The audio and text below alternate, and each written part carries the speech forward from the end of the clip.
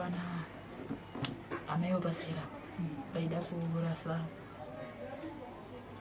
munga yavo yange yakasangana nei vachiti pai madhadha because they kuchengeta madhadha saka ndobva nditi amaitsuro waimupe madhadha 5 lita dzidye ndakaviga ndikanogaisa ndikabikira vana ndinorarama zvinorwadza asi handidi kuzviradza zvinondirwadza. Tiri kusangana zvekare pano paSly Media TV patinokupai zvirongwa zvakasiyana siyana. Nhasi unoyo tabuda muHarare, tiri kuunit kwaseke uko kwatiri kuita revisit gogotsuro vanogara nevana vanosvika 14 pamwe chete nablessing. Iri nyaya yakambobuda panapa ichiripotwa naripota wedu Elizabeth Nyaguyo, apo vakanga vachikumbira rubatsiro rwokuti blessing awane wheelchair uyewo nechikafu chekuti vange vachishandisa pano pamba nezvimwe zvakasiyana siyana. Nhasi tinawo zvekare tati tizonzwa kuti chikumbiro chavakakumbira kumhuri yeZimbabwe chave papi. Regai nditange nekuvachingamidza muchirongwa. Gogotsuro makadi? Tiripo makasimba here. January disease ndo iri kwedu kukwenyama inoti iri kunokuwo here? Iriko. Amen. Tiri kutauya kuno kunhasi kuti tizonzwisisa kuti kubva pakaita Elizabeth Nyaguyo nyaya yenyu ikabuda paSly Media TV, pane rubatsiro rwamakazokwanisa kuwana here kubva ipapaya kusvika nhasi uno? Pane vakatiigira chikafu, ndakanganwa hangu zita ravo, asi vakatiigira, vakatuma vanhu vakatiigira 2 lita emafuta, 2 kg erice, 10 kg yeshuga nesalt nemazowe 4 liters nemabiscuits nemachunks ne10 kg youpfu. Tinotenda. Makanzwa sei pamakawana rubatsiro? Vanhu vakakupai rubatsiro munovaziva here? Ndivazive. Kwanga kuri kwekutanga kuvaziva? Kakari kekutanga kuvaziva. Ndakanzwa kuitiro zvakanaka sezvinhu zvandasangana nazvo, saka ndakanzwa kufara uye ndakabatsirikana. Kubva pamakatanga kurera vana hamuna kumbowana rubatsiro rwakadaro? Handina.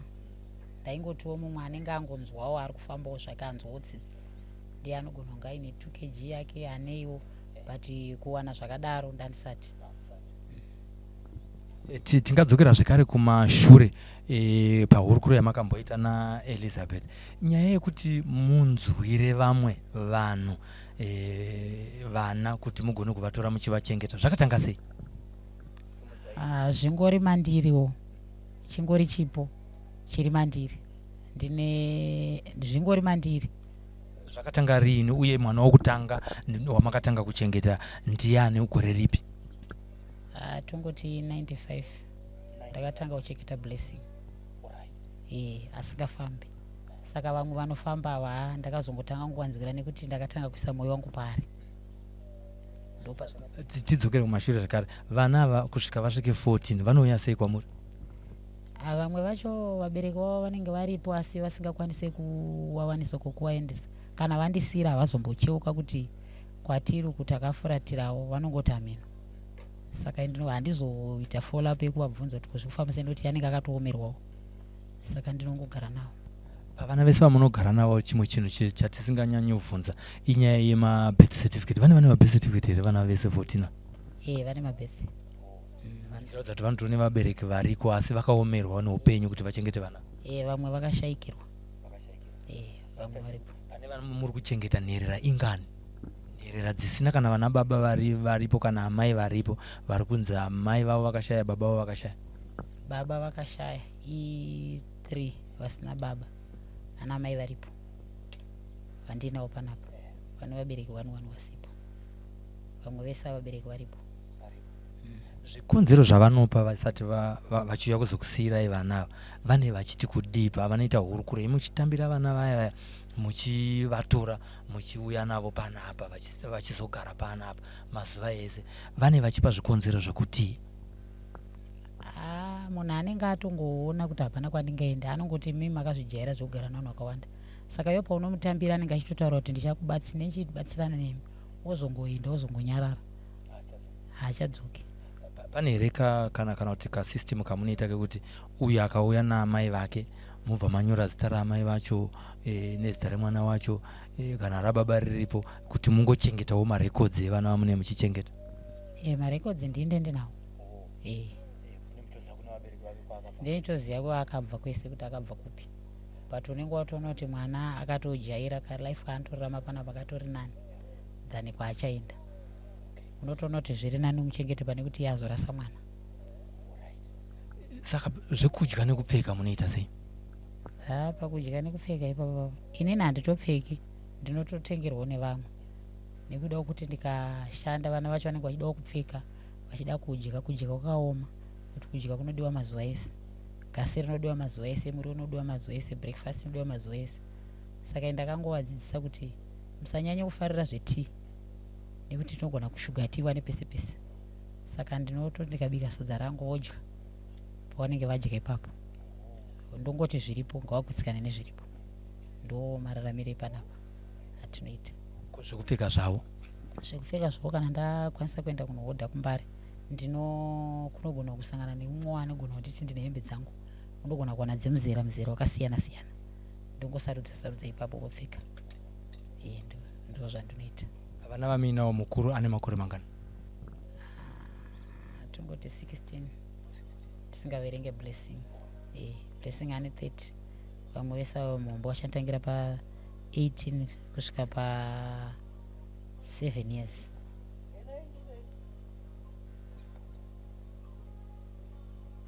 Kusvika pa 7 years. Ndo mudiki. Sa izvi tiri pano pamba hatisi kuona vana vakawanda, vari kupi? Vabuda. Vamwe vakomana vatotenderera. Vamwe varimo. Havapo chete, vamwe vacho variko kusero. Unenge uchitambuka masunuka ndoko vanenge vari. Nekuti umwe wacho ndakatomushayira mari yekuenda kuchikoro.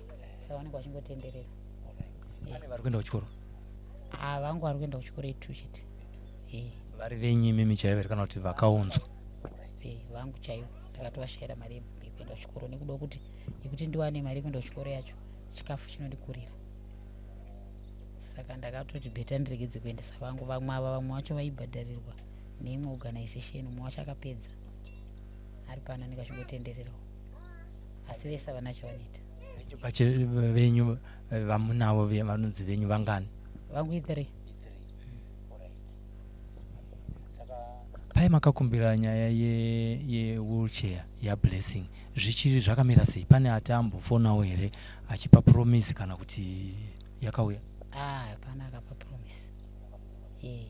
Vakangoti zvinhu zvichiri pane vamwe vakambofona vachiti hatiri kuziva nyaya yenyu asi zvina kumbonyatsomira zvakanaka, tichauya. Vanhu vanenge vachingoti hatiri kuziva, tine shungu asi zvinhu zvakangooma. Pane zvechikafu kunze kwehama dzedu dzakaunza chikafu chamamuchititaurira cheche, pane vamwe here kana kuti vakambotumirawo iri mari kuti muzobatsirikana? Pane vakauya standakangano, pane vakauya vakatuma munhu vakauya nayo, vakauya nemari, vakasvikotipa vakati mubatsirikane, ndopandawana kuti vanhu vachaonewa noti hatidi kusikana. Pane vakauya vakati mubatsirikane. Mubatsirikane pakutenga chikafu kana kuita maprojects kana kudii? Vakati munokwanisa kuhodhawo mazepi, muchikwanisa kudidiwo, tichitangira pachibatsirana. Tinenge sinechongoti mungowana zvokuti mazuva ese mubatsirikane. Tiri pano patiri pana pamba penyere kana kuti munoroja? Pamba patezvara wangu naamweni wangu wakashaya. Kuti baba namai vatsuro. Alright. Saka iye zvinezvi chikumbiro chenyu tadzoka zvekare chamuchiri kuda kudzorera kumhuri yeZimbabwe iri kutiona pasi rese zvinezvi pano paSly Media ndechekuti kudii? Chikumbiro changu ndechekuti dai musikana wamuwanirwa wheelchair, uyewo vanhu varamba vachingondibatsira nekuti kuwacha panapa ndinowacha, nechikafu ichocho nekuwasheni ndinowacha mazuva ese. Saka ndinonyanya kudawo safe yekuwachisa nekuti vakauya vaya vanambondigira safe. Saka safe ndinonyanya kuida nekuti ndiwo ine basa rakanyanya panapa nechekudyawo chevana. tinotenda. Muri yeZimbabwe muri kuzvinzwira gogo tsuro vanochengeta vana vanosvika ivo 14 panopamba pamwe chete naBlessing ane makore 30 ari kuda wheelchair. Vari kukumbira rubatsiro zvekare. Tiri mumwedzi uno werudo, mwedzi wekupa. Tiri kutarisirawo kuti nekuuwandu hwevanhu vanoona Sly Media TV tine vanhu vanosvika 355,000 kuFacebook. KuYouTube tine vanhu vanosvika 260,000. Pavanhu vese vavava mumwe mumwe akakwanisa kungosundwa zvake kuti awane $1 rekuvatumira panhamba dzavo idzodzi dzataisa pascreen, munhu unenge waita zvinhu zvikuru zvinoshamisa. Nekuti vanhu vatatu chaivo vakabvisa $1 bhotoro remafuta rinokwanisa kutengeka re2 lita. Vamwe futi vakabvisa $1 vakaita 5 vanokwanisa kutenga safe. Koita vamwe vanogona kuzvipira mwedzi wega wega kuti inini ndoda kupota kupera kumwedzi wega ndichitumira mari yakati. Chimwe chatiri kuona muhama dzedu dzemuno muZimbabwe ndechekuti pakaita dambudziko isusu veSly Media tinosundidzira kune vamwe. Imimiwo muri kuona paSly Media munosundidzira kune vamwe. Vamwe vanhu vanobva vati kunyanya mazuva ano Weekend Chivhaya ari kupi, Passion Java ari kupi. Ko inini newe tikawanawo zvatingaita kubatsira kukutsura gore rino zvingamboitawo sei, nokuti zvonzi rwakakomborerwa ruoko runopa pane runogamuchira.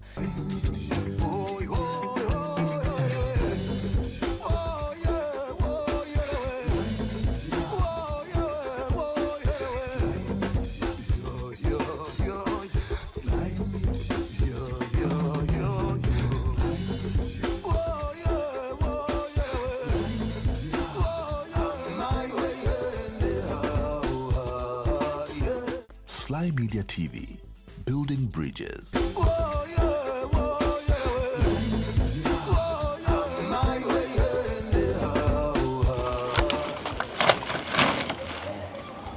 Hey.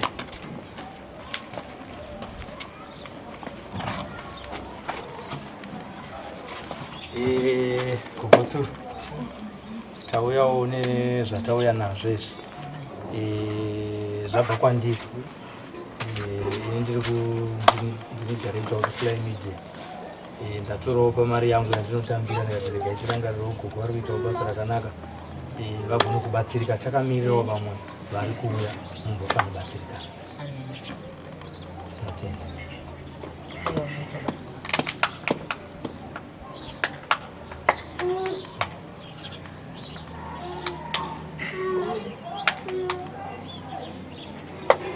Kutendai zvakanyanya nokuti Mwari wangu ndishingisa. Mwana aramba achikupopafadzai nekurangarirawo mhuri yangu. Zvishoma zvinogonekwa nevamwe zvamaita izvi mamwe masingambozvigona kuzviita, asi mimi hamuna kutarisa kuti muri hama yangu here, munini mhuri yangu yandivama nayo. Asi manzwa mukati mamuri kuti ndiburitse mari yangu ndiweste kuti muri yamaitsowo irarama. Ndangoti Mwari wokumusoro kudenga aramba achikusimudzirai pamatapudza ipapo. Mwari wakuwedzerei. Muzita raJesu, amen. Amen. Tinotenda zvanzwa muchitaura isusu tangoita shopping, ndaita shopping yechirume yamaita Tapfumaneyi havapo. Ndanzwa muchitaura nyaya yesafe. Taakusiyawo mari yekuti tauya hedu nesipo magreen bar ipapo panokwana kuti 5 munozowedzerawo safe pa$20 yatasiyawo. Isusu tiri kunamatawo kuti chikumbiro chenyu kuvanhu muri yeZimbabwe dai vachigamuchira vakugona kuunza wheelchair nechikafu nehembe dzekupfeka dzevana. Aiwa maita basa. Tinotenda sisi Eliza. Mwana mudiki asi zvakaona mwana mudiki apinda muzvinhu zvakadai anoramba achingonzwira kuti tine vamwe vanhu. Nekuti munomutora nevamwe vanhu vanototungamirira vemabato vechi vanopfuurira havamboiti zvakaita izvi. Vanotoziva nyaya dzepanapa.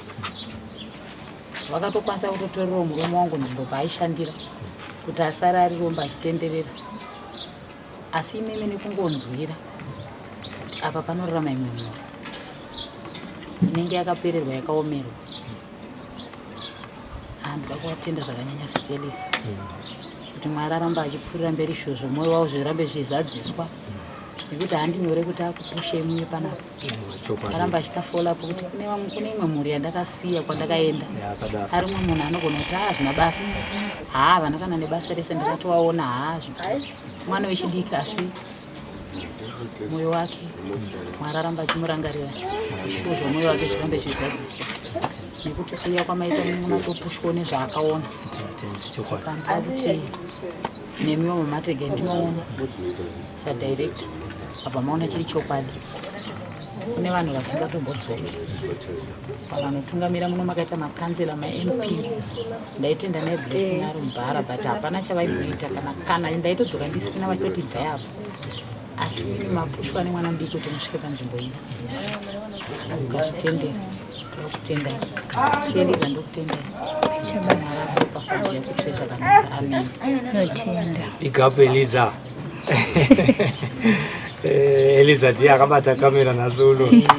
Tinotenda zvikuru kwazvo. Wanda kutendwa sisi Eliza. Tinovatenda zvikuru maita henyu.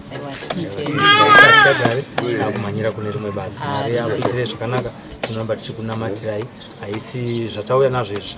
Tauya nazvo asi Eliza anogona kuudzai kuti kana tiri kubasa mangwanani ega ega kubasa kwedu vanenge vatiri kuziva vaine matambudziko ariko kuti tisati tatanga basa tinovanamatirira kuti Mwari avapindure minamato yavo nekuti zvatauya nazvo izvi zvinogona kutadza kupedza mwedzi nekuwanda kwakaita vanhu zvinoreva kuti zviri kudiwa zvichiri zvakawanda saka isusu tiri kunamata kuti Mwari akunzwirei tsitsi akumutsirei vanhu vanokwanisa kuzokubatsirai kubva nhasi nekusingaperi nekuti vana vari pano vachiri vadiki mwana 7 years kusvika akura wazotaramuka abva pano anenge achida kudya pamwe chete nevamwe vake vari 14 kudaro tichisanganisirawo zvakare natete blessing. Amen. Tinotenda Mwari akuitire zvakanaka.